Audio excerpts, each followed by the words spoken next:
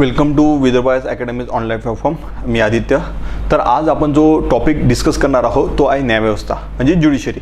ठीक आहे. याच्यामध्ये आपण काय काय कव्हर करणार आहोत तर हायकोर्ट, सुप्रीम कोर्ट, ठीक आहे, त्यानंतर जे आहे डिस्ट्रिक्ट कोर्ट आणि त्यानंतर मग जर पाहिलं असेल लोक अदालत आहे, ग्राम न्यायालय आहे. तर या सर्व गोष्टी ज्या आपण डिस्कस करणार आहोत. ठीक आहे. आता त्यांच्या नेमणूक कशा होते किंवा त्यांच्यासाठी कोणते क्वालिफिकेशन्स आहे आणि त्यानंतर कॉन्स्टिट्यूशनमध्ये काय काय मेन्शन केलेलं आहे, संविधानामध्ये काय मेन्शन केलेलं आहे आणि संविधानामध्ये काय मेन्शन केलेलं नाही आहे. आता जर पाहिलं असं कधी तुम्हाला जर क्वेश्चन आला की संविधानानुसार, तर संविधानानुसार जर आला क्वेश्चन तर समजायचं की हे जे आहे ते असं पूर्णपणे या संविधानामध्ये मेन्शन केलेलं आहे.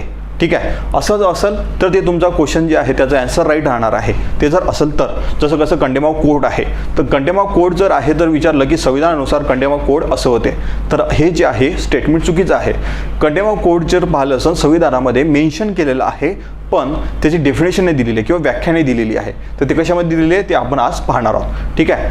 आता जर पाहिलेलं असेल की आपलं जर जे कोणतं न्यायव्यवस्था जी आहे आपली तर ते कशी आहे, ती आहे इंटिग्रेटेड. ठीक आहे. एकात्मिक आहे प्लस आणि त्यानंतर कशी आहे इंडिपेंडेंट आहे. ठीक आहे. इंटिग्रेटेड आणि इंडिपेंडंट म्हणजे स्वतंत्र आहे आणि त्यानंतर जर पाहिलं असं एकात्मिक आहे. आता एकात्मिक म्हणजे काय की समजा सुप्रीम कोर्टने जर निर्णय दिला ना तर तो निर्णय सर्वांना लागू आहे. तो निर्णय कोणाला लागू आहे? सर्वांना. हायकोर्टने दिला असा तो सर्वांना, समजा सुप्रीम कोर्टने निर्णय दिला तर सर्व देशाला लागू राहणार. हायकोर्टने जर निर्णय दिला तर तो ज्या राज्यामध्ये जे कोणते कोर्ट असणार त्यांना लागू राहणार. त्यानंतर डिस्ट्रिक्टमध्ये लागू राहणार. तर अशा प्रकारे जे असते ना तर तो जो आहे असा निर्णय तो लागू राहणार. आणि आव्हान द्यायचं असलं तर सेम जसं कसं समजा ग्राम न्यायालयामधून जर काही जर तुम्हाला जर डिसिजन आलेलं असणार तर ते कसं जाणार, ते वरती तुम्ही आव्हान देऊ शकता. याला इथून इथं वरती आव्हान देऊ शकता, इथं आव्हान देऊ शकता आणि इथून इथं आव्हान देऊ शकता. ठीक आहे. तर हे झालं तुमची इंटिग्रेटेड. आता इंडिपेंडंट म्हणजे काय की स्वतंत्र आहे त्यांना. आता स्वतंत्र आहे म्हणजे काय आहे की समजा त्यांची जर नेमणूक करायची असेल तर नेमणूक करण्याकरिता जरी राष्ट्रपती जे फायनल नेमणूक करते पण कोलिजियम सिस्टम आहे, कोलिजियम प्रक्रिया आहे. ठीक आहे. त्या कोलिजियम प्रक्रियानुसारच जे पाहिलेलं असेल ना तर त्यांची नेमणूक केली जात असते. ते कोलिजियम प्रक्रिया काय आहे आणि आपल्या संविधानामध्ये मेन्शन केलेली आहे की त्याची डेफिनेशन दिलेली आहे का, तर या सर्व गोष्टी आपण पाहणार आहोत. ठीक आहे. त्यांचं जर पाहिलं असेल हे त्यांचं स्वतंत्र झालं त्यानंतर त्यांचं पेमेंट जे आहे ते कमी जास्त मतलब जे आहे कमी करू शकत नाही. ठीक आहे. दुसरी गोष्ट जर पाहिलं असेल की त्यांना जे आहे निर्णय देते, जे कोणते निर्णय देत असतात. आता सेपरेशन ऑफ पॉवर आहे प्रत्येकाला. त्यांना जर पाहिलं असेल LEJ म्हणजे कार्यकारी कायदेमंडळ आणि त्यानंतर ज्युडिशरी म्हणजे न्यायव्यवस्था, यांना प्रत्येकाचं काम दिलेलं आहे. त्याच्यामध्ये इंटरफेअर होत नाही. ठीक आहे. त्यानंतर त्यांना जे पाहिलेलं असेल त्यांची जी प्रक्रिया आहे त्यांना रिमूव्ह करण्याची प्रक्रिया ते काय आपण पाहणार आहोत. तर ते रिमूव्ह करण्याची प्रक्रिया जर पाहिली असेल तर हे थोडीशी क्रिटिकल आहे. इझिली त्यांना रिमूव्ह करू शकत नाही. ठीक आहे. इझिली त्यांना रिमूव्ह करू शकत नाही. कोणते? हायकोर्ट आणि सुप्रीम कोर्टचं. ठीक आहे. अशा प्रकारे ते स्वतंत्र आहे पण कम्प्लिटली स्वतंत्र ज्युडिशरी नाही आहे आणि ते पॉसिबल पण नाही आहे, ते होणार पण नाही. ठीक आहे. जर कम्प्लिटली असली तर म्हणजे काय होणार की कम्प्लीट जर इंडिपेंडेंट त्याला दिलं तर ते काय होणार मग की ते आपल्या मनाने सर्व काम करणार. ठीक आहे. कारण की आपल्या देशामध्ये जे आहे तर आपल्या देशामध्ये असं नाही आहे की प्रत्येकाने जरी जे पाहिलेलं असं कायदे बनवण्याचं काम दुसऱ्याला दिलं आहे, त्याची अंमलबजावणीचं काम करण्याचं दुसऱ्याला दिलेलं आहे आणि तरी इंटरप्रेट करायचं काम दुसऱ्याला दिलेलं आहे.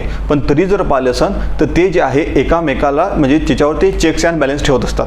ठीक आहे. तर ते जर पाहिलं असेल तर ते कम्प्लिटली इंडिपेंडंट नाही आहे आणि पॉसिबलसुद्धा नाही आहे. ठीक आहे.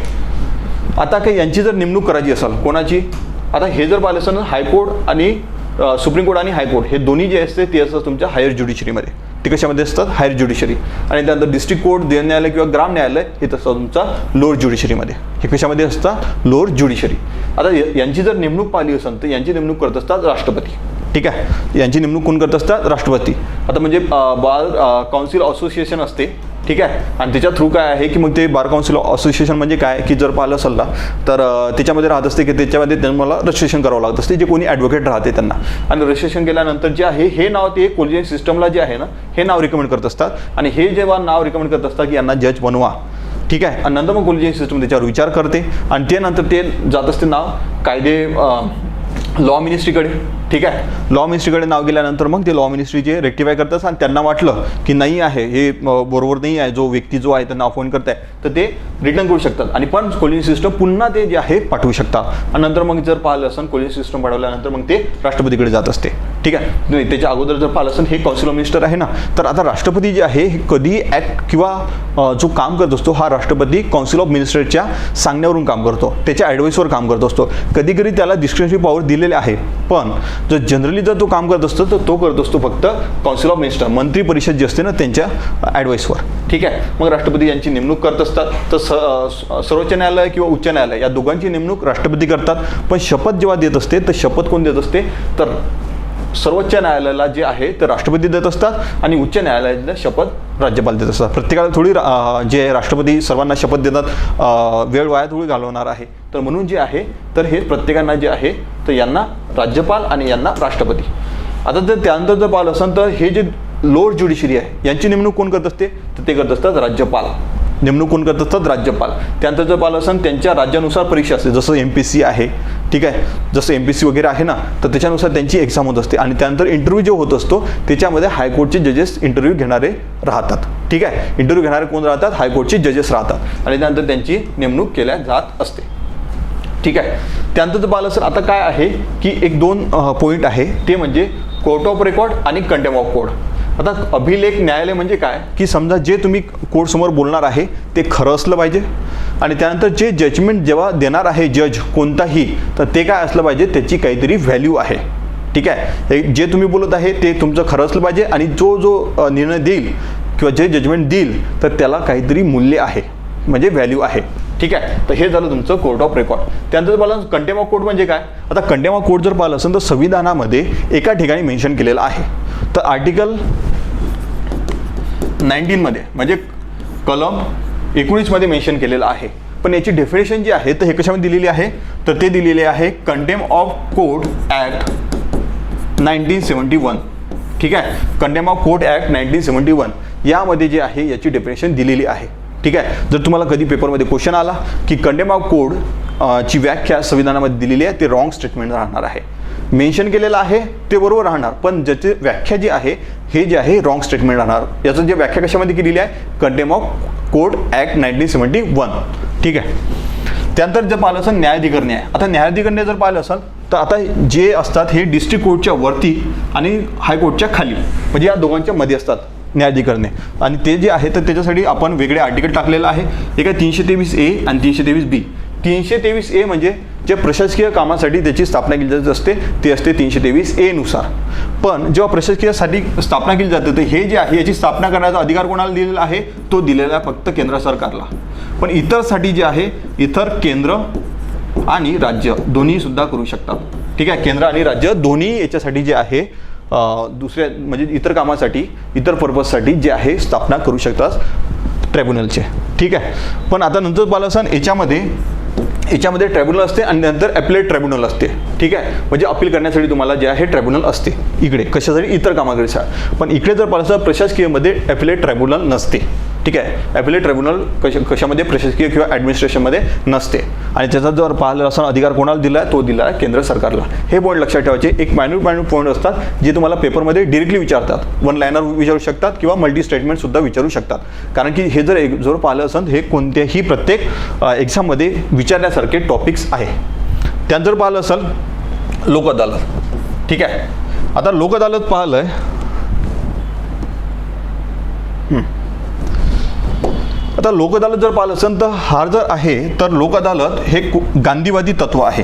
ठीक आहे. हे गांधीयन प्रिन्सिपल आहे लोक अदालत. आता लोक अदालत म्हणजे काय, आता समजा तुमचं एक देश आहे, देशासाठी तुमचं सुप्रीम कोर्ट आहे, राज्य आहे त्यासाठी तुमचं हायकोर्ट आहे. आणि तसंच मग गावाकरिता जर तुम्ही ग्रामपंचायत दिलेली आहे आणि त्यासोबत ग्रामसभा दिलेली आहे, ठीक आहे, तर जेव्हा त्यासाठी सरपंच उपसरपंच दिलेले आहे तर तसं तिथं न्यायालयसुद्धा असलं पाहिजे. तर ते आहे तुमचं ग्राम न्यायालय. ठीक आहे. ते काय आहे तुमचं ते काय तुमचं ग्राम न्यायालय आहे. आणि आपण लोक अदालतबद्दल बोलत आहोत. ठीक आहे. तर आपण जे लोक अदालतबद्दल बोलत आहोत तर ते वेगळं आहे. ते लोक अदालत जरी गांधीयन प्रिन्सिपल असलं, ठीक आहे, गांधीयन प्रिन्सिपल लोक अदालत असलं, पण जे आहे तर ग्रामप्रशासन जसं असते आपल्या गावामध्ये तसंच जे असते ग्राम न्यायालयसुद्धा असते. तर ग्राम न्यायालय आपण ते सुद्धा पाहणार आहोत. तर जे पाहिलं असेल लोक अदालत जर पाहिलं असेल ना तर लोक अदालत म्हणजे काय, लोकांची अदालत किंवा लोकांचं न्यायालय. ठीक आहे. आता याची जर स्थापना पाहिली असेल तर न्यायिक सेवा प्राधिकरण अधिनियम 1987. ठीक आहे. याच्यानुसार याची स्थापना झालेली आहे. ठीक आहे, लीगल सर्व्हिसेस ऑथॉरिटीज ॲक्ट 1987 याच्यानुसार याची काय झालेली आहे, स्थापना झालेली आहे. आता ह्याच्यात म्हणजे काय झालेलं आहे की समजा इकडे जिल्हा न्यायालय किंवा डिस्ट्रिक्ट कोर्ट असो किंवा दुय्यम न्यायालय जे कोणते केसेस पेंडिंग असते ना, तर साध्या जर पेंडिंग केसेस असेल तर ते काय करा, तुम्ही लोक अदालतमध्ये जे आहे तुम्ही काय करून घ्या, ते सॉर्ट आउट करून घ्या. लोक अदालतमध्ये काय होत असते की जर दोन्ही पार्टी, ठीक आहे, समजा पार्टी ए आहे, पार्टी ए आहे आणि पार्टी बी आहे, ठीक आहे, आणि दोन्ही जर सहमत असेल, ठीक आहे, दोन्ही जर सहमत असेल तरच लोक अदालतमध्ये ती केस काय होणार, जाणार. आणि लोक अदालतमध्ये केस गेल्यानंतर जर याच्यातून जो कोणता निर्णय येईल तर याला जे आहे तुम्ही आवाहन देऊ शकत नाही. ठीक आहे, याला जे आहे आव्हान देऊ शकत नाही. आणि याच्यामध्ये जर पाहिलं असतं याच्यामध्ये कोणत्या केसेस जात असतात, ते जात असतं तुमचा कंपाऊंडेबल ऑफेन्स. आता कंपाऊंडेबल ऑफेन्स म्हणजे काय जे कॉम्प्रोमाइज होऊ शकतात आणि नॉन कंपाऊंडेबल म्हणजे काय, जे कॉम्प्रोमाइज होऊ शकत नाही. ठीक आहे, ऑफेन्सचे काही टाईप्स असतात. एक असते कॉग्निझेबल ऑफेन्स. त्याच्यामध्ये काय आहे की जर तुम्हाला जर कोणाला जर अरेस्ट करायचं असेल तर वॉरंट लागणार नाही. ठीक आहे, आणि जर नॉन कॉग्निझेबल म्हणजे काय, त्यासाठी जे आहे कॉग्निझेबलमध्ये जे आहे वॉरंट लागणार आणि नॉन कॉग्निझेबल म्हणजे काय, वॉरंट लागणार नाही. ठीक आहे, त्यानंतर जर पाहिलं असेल कंपाऊंडेबल तर म्हणजे काय, तुम्ही कॉम्प्रोमाइज करू शकता, आणि नॉन कंपाऊंडेबल म्हणजे काय, त्याच्यात तुम्ही कॉम्प्रोमाइज करू शकत नाही. ठीक आहे, त्याच्यामध्ये तुम्ही कॉम्प्रोमाइज करू शकत नाही असं असतं. ठीक आहे, त्यानंतर जर पाहिलं आहे की आता जर पाहिलं आहे की दुसरं अजून एक ऑफेन्स असते की एक जर आहे की त्याला आपण म्हणतो बेलेबल आणि नॉन बेलेबल. बेलेबल म्हणजे काय की तुम्हाला बेल मिळणं हे तुमचा राईट आहे. त्याच्यामध्ये छोटे छोटे पेटी जे ऑफेन्स असतात त्याच्यामध्ये असतात. आणि नॉन बेलेबल म्हणजे काय, जो आहे तर बेल देण्याचा राईट तुमचा बेल जो बेल आहे हा तुमचा राईट नाही आहे. हे कोण डिसाईड करणार, कोर्ट डिसाईड करणार. ठीक आहे, असे 6 जे आहे त्याचे टाईप्स आहे.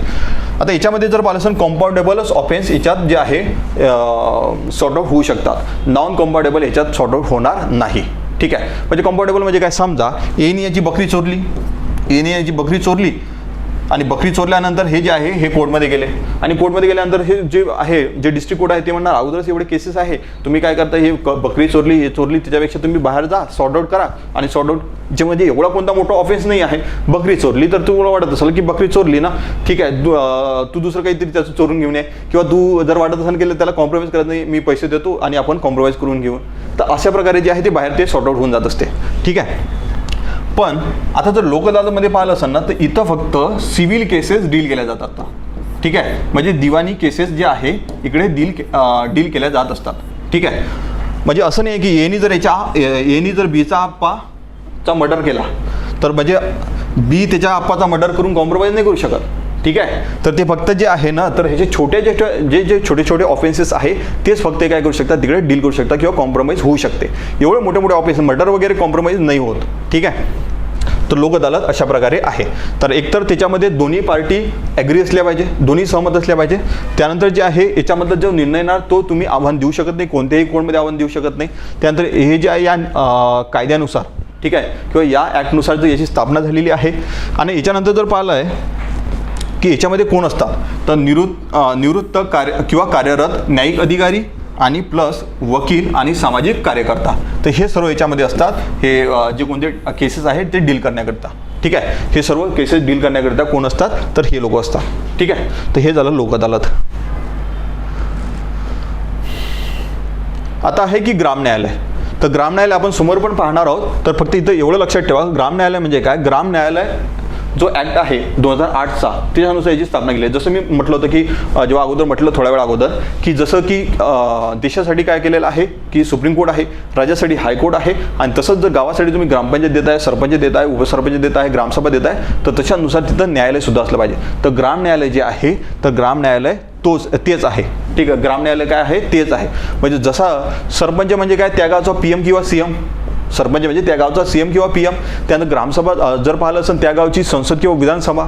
तर तशा प्रकारे तिथं न्यायालयसुद्धा असलं पाहिजे. तर ते न्यायालय म्हणजे कोणतं, ग्राम न्यायालय. ठीक आहे, ते न्यायालय म्हणजे कोणतं, ग्राम न्यायालय. ग्राम न्यायालय. ठीक आहे,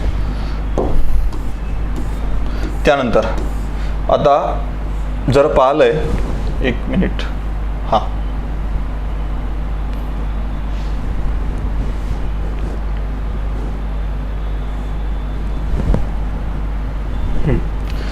आता जर सुप्रीम कोर्ट आणि हायकोर्ट, आता हे सर्व जे आहे ना सुप्रीम कोर्ट, हायकोर्ट, हे कोणत्या कोणत्या ॲक्टनुसार गवर्न होत असते, ठीक आहे, कोणत्या कोणत्या ॲक्टनुसार गवर्न होत असते, तर ते जर पाहिलं असेल तर पहिला आहे संविधान, संविधानानुसार हे जे आहे हे काम करत असते. त्यात जर पाहिलं असेल न्यायाधीश चौकशी कायदा, जजेस इन्क्वायरी ॲक्ट आहे 1968चा, तर याच्यानुसार याचं काय जे आहे तर याचं जो आहे सुप्रीम कोर्ट आणि हायकोर्ट हे काय होत असते, गवर्न होत असते. त्यांचं पाहिलं असेल न्यायाधीश संरक्षण कायदा 1985, त्यानंतर जे आहे न्यायालयाचा अवमान कायदा 1971, जसं मी अगोदर सांगितलेलं आहे की ज्याच्यामध्ये कंटेम्प्ट ऑफ कोर्ट किंवा न्यायालयाचा अवमान हे जी व्याख्या दिलेली आहे, ठीक आहे, याची काय दिलेली आहे, व्याख्या दिली आहे. आणि न्यायाधीश संरक्षण कायदा याच्यामध्ये जे आहे प्रोटेक्शन दिल्या जात असते जे जजेस असतात त्यांना. तर या 4 कायद्यानुसार जर पाहिलं असेल तर आपलं जे सुप्रीम कोर्ट आणि हायकोर्ट जे आहे हे काय होत असते, गवर्न होत असते. त्यानंतर जर पाहिलं असेल कोलिजियम सिस्टम जे आहे, तो कोलिजियम सिस्टम आपल्या संविधानामध्ये मेन्शन केलेलं नाही आहे. कोलिजियम सिस्टम आपल्या संविधानात मेन्शन केलेलं आहे का, नाही. तर जे थर्ड जजेस केस होतं किंवा न्यायाधीशांचा तिसरा खटला होता 1998मध्ये, ठीक आहे, 1998मध्ये, तर त्याच्यामधून हे जे पाहिलेलं असेल ना, तर याच्यामधून जे कोलिजियम सिस्टम जे आहे, ठीक आहे, या कोलिजियम सिस्टममध्ये म्हणजे जे आता जे सध्याची करंटची जे कोणती प्रक्रिया आहे किंवा जे कोणती सिस्टम आहे तर ते कशानुसार आहे, तर न्यायाधीशांचा तिसरा खटला 1998. तर याच्यामध्ये जे आहे तर याच्यामध्ये काय आहे की जे MOP आहे म्हणजे मेमोरंडम ऑफ प्रोसिजर हायकोर्टची आणि मेमोरंडम ऑफ प्रोसिजर सुप्रीम कोर्टची, ठीक आहे. तर हे जे आहे या प्रत्येकाच्या दोन्ही याच्या मेमोरंडम ऑफ प्रोसिजर आहे. तर याच्यामध्ये मेन्शन केलेलं आहे, ठीक आहे, याच्यामध्ये मेन्शन केलेलं आहे का ते जर आहे की त्यांची कोलिजियम सिस्टममध्ये कोण कोण असायला पाहिजे आणि त्यांना जे अपॉइंटमेंट त्याची कशा प्रकारे केल्या जात असते, ठीक आहे. आपल्या संविधानामध्ये ही कोलिजियम सिस्टम मेन्शन केली नाही. आपल्या संविधानामध्ये फक्त एवढं सांगितलेलं आहे की जेव्हा आपण जेव्हा त्यांची अपॉइंटमेंट पाहू तेव्हा काय सांगितलं ते पाहणारच आहोत. तर ते एवढं सांगितलेलं आहे की जे चीफ जस्टिस ऑफ इंडिया आहे यांच्यासोबत त्यांनी जे कन्सल्ट केला पाहिजे, ठीक आहे. आणि त्यानंतर जे राष्ट्रपती त्यांची नेमणूक करणार आणि त्यांना जेव्हा राष्ट्रपतीला जेवढ्या लोकांना वाटणार की अजून कोणाला आपण जे आहे कन्सल्ट केला पाहिजे तेवढ्या लोकांना ते कन्सल्ट करू शकतात. हे आपल्या संविधानामध्ये दिलेलं आहे. पण जे हे कोलिजियम सिस्टम जेवढी प्रोसिजर दिलेली आहे तर हे मेमोरंडम ऑफ प्रोसिजरमध्ये दिलेलं आहे. हे कशामध्ये दिलेलं आहे, मेमोरंडम ऑफ प्रोसिजरमध्ये. आता जर पाहिलं असं सुप्रीम कोर्टचे जी स्ट्रेंथ असते तर 1+33 म्हणजे 34 आहे. एक म्हणजे चीफ जस्टिस ऑफ इंडिया, ठीक आहे, सरन्यायाधीश, ठीक आहे, चीफ जस्टिस ऑफ इंडिया. आता जनरली पाहिलं असं तर हे जे आहे जो वरिष्ठ असतो, जो सिनियर असतो याची अपॉइंटमेंट केल्या जाते, जो सिनियर असतो त्याची अपॉइंटमेंट केल्या जात असते. आणि बाकीचे जे 33 जजेस आहे तर त्यांची अपॉइंटमेंट जसं मी वर सांगितलेलं आहे तसं आणि त्यांची प्रोसेस आपण खाली पाहणार आहोत. त्यानंतर जे आहे सुप्रीम कोर्टचे जजेसचे अजून 2 ॲक्ट आहे. ते आहे सुप्रीम कोर्ट जजेस सॅलरी अँड कंडिशन ॲक्ट 1958 आणि त्यानंतर जे आहे सुप्रीम कोर्ट जजेस नंबर ऑफ जजेस ॲक्ट 1958 म्हणजे 2 ॲक्ट आहे. आता जर पाहिलं असेल तुम्हाला माहीत असेल की जनरली जर स्ट्रेंथ जर वाढवायची असेल तर स्ट्रेंथ वाढवण्यासाठी संविधानामध्ये बदल केला जात नाही. त्याचा बदल कुठे केला जात असते, या कायद्यामध्ये, ठीक आहे. त्याचा बदल कशामध्ये केला जात असते, SC जजेस किंवा सुप्रीम कोर्ट जजेस नंबर ऑफ जजेस ॲक्ट 1958 मध्ये. याच्यामध्ये चेंजेस करून यांची स्ट्रेंथ वाढवू शकते किंवा कमी नाही वाढवू शकते, ठीक आहे. काय करू शकते ते वाढवू शकतात. याच्यामध्ये चेंजेस करून वाढवू शकतात ते संविधानामध्ये चेंजेस करण्याची गरज नाही आहे. पण नंतर जर तुम्ही हायकोर्टकडे आले तर हायकोर्टसाठी फक्त एकच ॲक्ट आहे 1964चा, ठीक आहे. यांच्याकडे कोणता ॲक्ट आहे 1964चा. आणि नंतर जे आहे याच्यामध्ये कायद्यामध्ये चेंजेस करण्याची गरज नाही आहे. याच्यामध्ये कायद्यामध्ये चेंजेस करण्याची गरज नाही. तर मग जर तुम्हाला जर हायकोर्टचे जर जजेस वाढवायचे असाल तेव्हा काय करता तुम्ही, तेव्हा काय करता सर, न्यायाधीश संख्या राष्ट्रपतीच्या कार्यकारी आदेशाद्वारे त्यांची संख्या वाढवली जाते. म्हणजे राष्ट्रपती म्हणजे तिथल्या जर कोर्टने म्हटलं की आम्हाला जजेसची जास्त संख्या पाहिजे तर मग राष्ट्रपती काय करणार, एक कार्यकारी आदेश काढणार आणि त्याच्यानुसार त्यांचे जे आहे नंबर ऑफ जजेस वाढवणार. पण सुप्रीम कोर्टसाठी त्यांना कायद्यामध्ये बदल करावा लागणार, ठीक आहे, संविधानात नाही, कायद्यामध्ये. हा पॉईंट लक्षात ठेवा. त्यानंतर जो आहे तर प्रत्येकाचे आहे हायकोर्टचे रूल्स असतात, त्यानंतर सुप्रीम कोर्टचे रूल्स असतात. त्यानंतर पाहिलं असं की आता एक पॉईंट आहे की हायकोर्ट जे आहे अबॉलिश करू शकतो का आपण, म्हणजे रद्द करू शकतो का, तर त्याचा आन्सर आहे हो. आपण हायकोर्ट अबॉलिश करू शकतो. समजा एक छोटं राज्य आहे आणि एक म्हणजे 2 राज्य आहे आणि 2 राज्य जर मर्ज झाले तर मग तिथलं जर कोणतं राज्य ज्या पहिल्या राज्यामध्ये जर कोणत्या 2 पैकी कोणत्याही छोट्या राज्यामधलं जे आहे हायकोर्ट काय होणार, सरळ बंदच पडणार ना, म्हणजे त्यांना अबॉलिश करावंच लागणार आहे. तर असं जर विचारलं की अबॉलिश होऊ शकते का हायकोर्ट, तर हायकोर्ट अबॉलिश होऊ शकते, ठीक आहे. त्यानंतर जर पाहिलं असं की आता समजा हंगामी न्यायाधीश, आता हंगामी न्यायाधीश जे आहे, जर हायकोर्टमध्ये हंगामी न्यायाधीश जे आहे तर त्यांची नेमणूक कोण करतात? जसं सर्वांची नेमणूक राष्ट्रपती करत आहे ना, तर इकडे सुद्धा त्यांची नेमणूक कोण करत असतात? राष्ट्रपती करत असतात. आणि फक्त ते कोणत्या वर्षासाठी असते? 2 वर्षासाठी. ठीक आहे, 2 वर्षासाठी असतात आणि त्यानंतर 62 इयरपर्यंतच असते. ठीक आहे, 62 वर्षापर्यंत असते, 62 वर्षाच्या वरती नाही.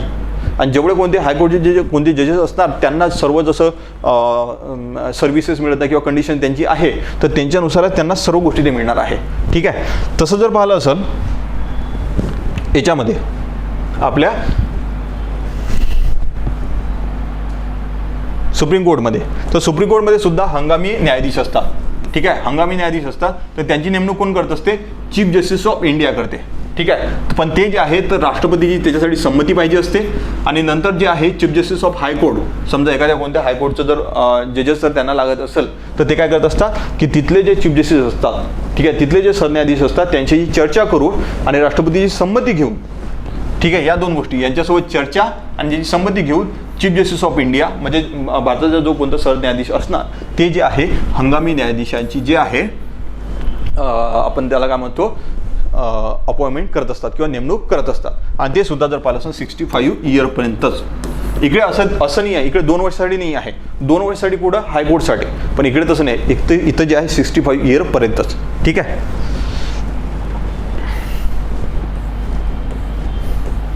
त्यानंतर नेमणूक. आता नेमणूक जर पाहिलं असेल की संविधानामध्ये काय मेन्शन केलेलं आहे की सर्व सुप्रीम कोर्ट, हायकोर्ट, न्यायाधीश राष्ट्रपतीकडून यांची नेमणूक केली जाते आणि नंतर प्लस सुप्रीम कोर्ट आणि हायकोर्ट न्यायाधीशांची चर्चा करून आणि जेवढं जे राष्ट्रपतीला वाटणार तेवढ्या लोकांशी चर्चा करून, तर एवढं जे आहे एवढं फक्त संविधानामध्ये मेन्शन केलेलं आहे. पण जे कोलिजियम सिस्टम जे आहे तर हे जे थर्ड जजेस केस जे आहे ना, थर्ड जजेस केसमध्ये कोलिजियम पद्धत आली.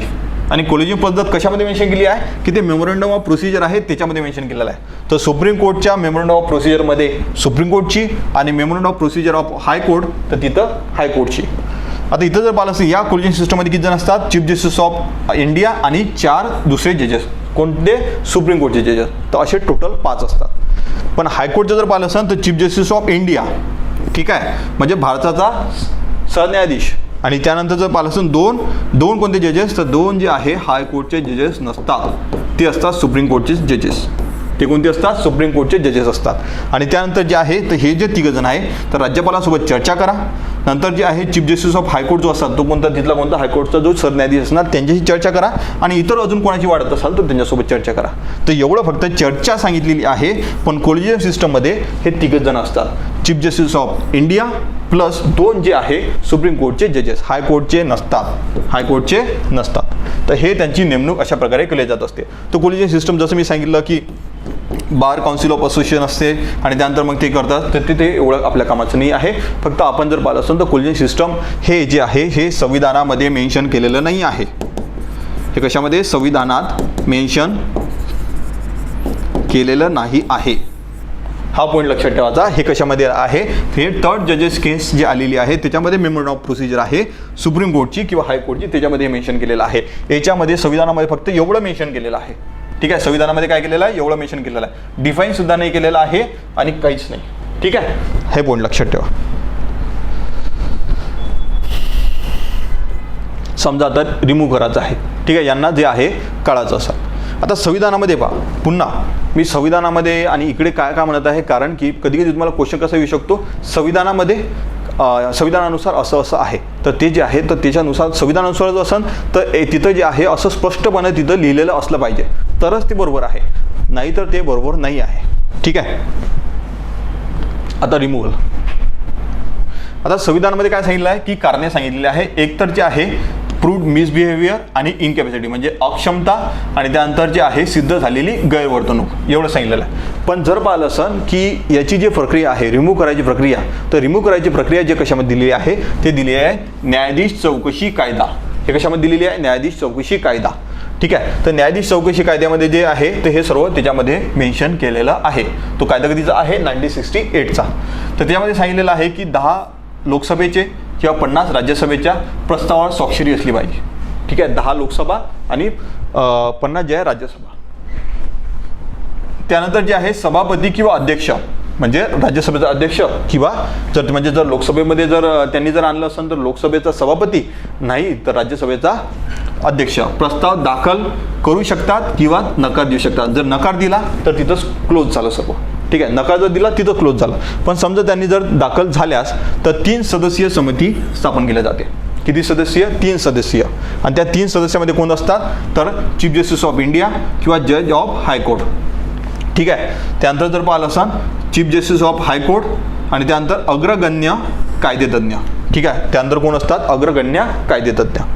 त्यानंतर जर अपराधी आढळल्यास, ठीक आहे, म्हणजे एकामेकाचं असलं तर ते वेगवेगळे राहतात. अपराधी आढळल्यास जो आहे गृहप्रस्तावावर विचार विनिमय करणार. ठीक आहे, म्हणजे जर त्याच्यामध्ये जर तो जो आहे गिल्टी आढळला, ठीक आहे, कोणताही जज असेल तो गिल्टी आढळला, तर आढळल्यानंतर जे आहे त्याच्यावर जे आहे जो गृह, ठीक आहे, जो कोणता हाऊस असेल लोकसभा या राज्यसभा, ते काय करणार? त्याच्यावर विचार विनिमय करणार. आणि दोन्ही सभागृहाने विशेष बहुमताने, ठीक आहे, विशेष बहुमताने म्हणजे काय? समजा एकूण संख्या, ठीक आहे, एकूण संख्येच्या बहुमत आणि त्याच्यानंतर एकूण संख्येचं असलं पाहिजे. समजा की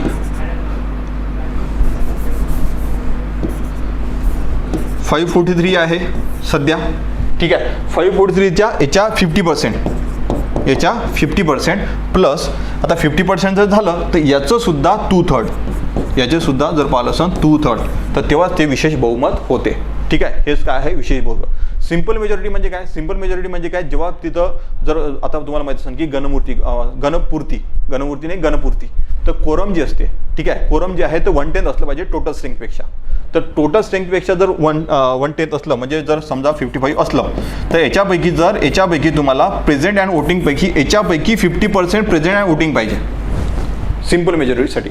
ठीक आहे, सिंपल मेजॉरिटीसाठी याच्यापैकी प्रेझेंट अँड वोटिंग म्हणजे 50% याच्यापेक्षा जास्त.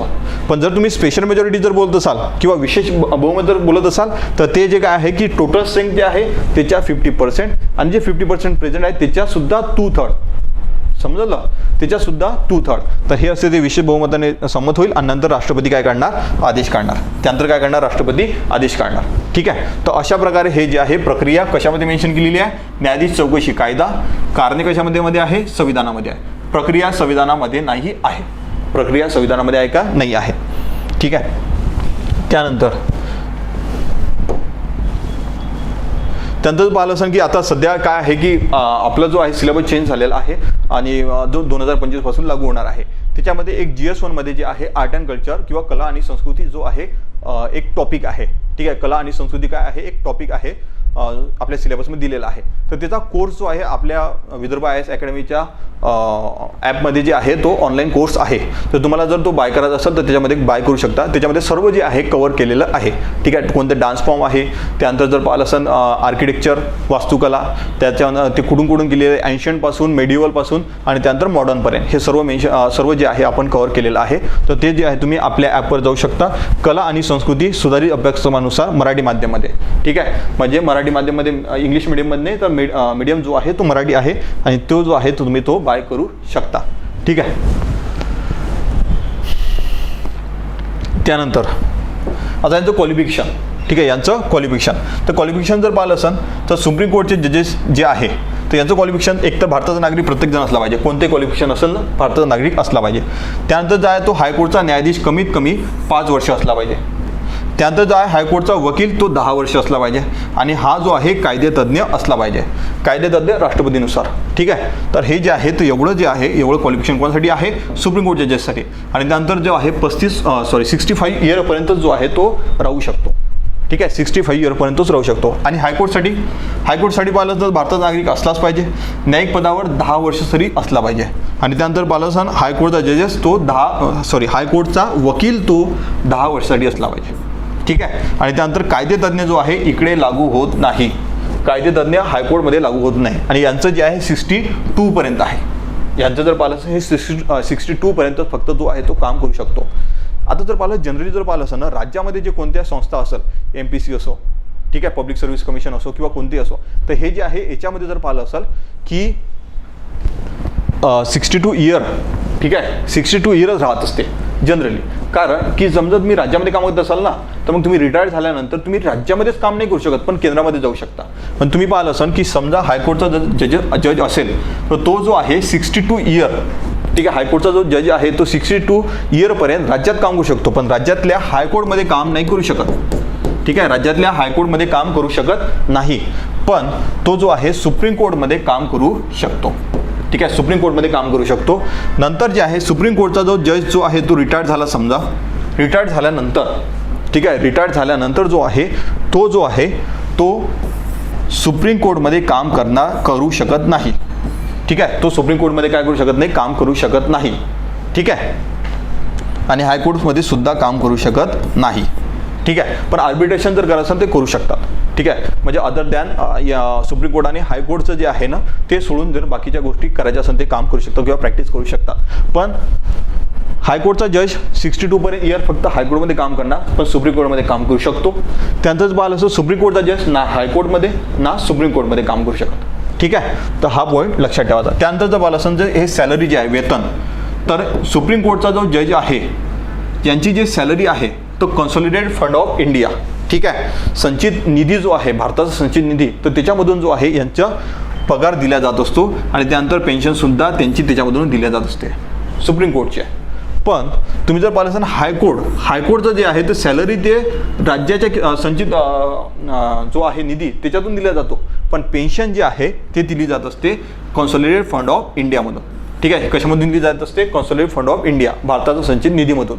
ठीक आहे, तर हे पॉईंट लक्षात ठेवा कारण की याच्यावर क्वेश्चन्स आलेले आहे.